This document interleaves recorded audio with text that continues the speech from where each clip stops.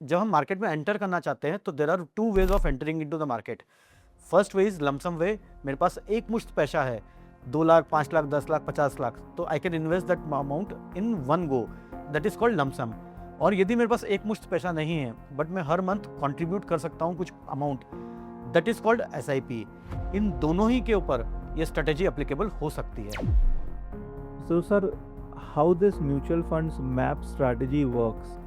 जैसा मैंने आपको पहले एक्सप्लेन करा कि ये स्ट्रैटेजी के अंदर 3 चीज़ें होती हैं, which is real value, inflated value and deflated value. So for example मैंने एक 10 लाख रुपए इन्वेस्ट करे हैं मार्केट में। सो हमारा सिस्टम जो है, ये हमारा फाइनेंशियल मॉडल जो है, वो 3 चीज़ें डेफिनेटली रोज कैलकुलेट करता है, real value, inflated value and deflated value. As an example, मेरे 10 लाख रुपए की वैल्यू होनी चाहिए आज की रियल वैल्यू के टर्म्स में 15 लाख रुपए, बट हमने ये आइडेंटिफाई किया कि मेरे पोर्टफोलियो की वैल्यू है 16 लाख रुपए, 16 लाख रुपीज़। दैट मीन्स मेरा पोर्टफोलियो इन्फ्लेटेड है। कितने अमाउंट से? 1 लाख रुपीज़ से। सो हमारा सिस्टम उस समय उस 1 लाख रुपए को इक्विटी से डेट में मूव कर देता है। Why date?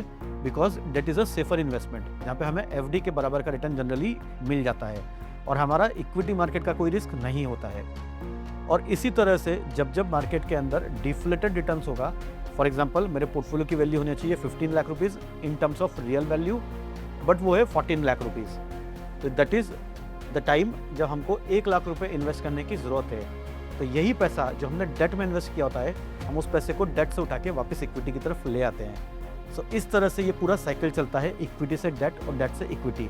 That means we are buying at the right time and selling at the right time.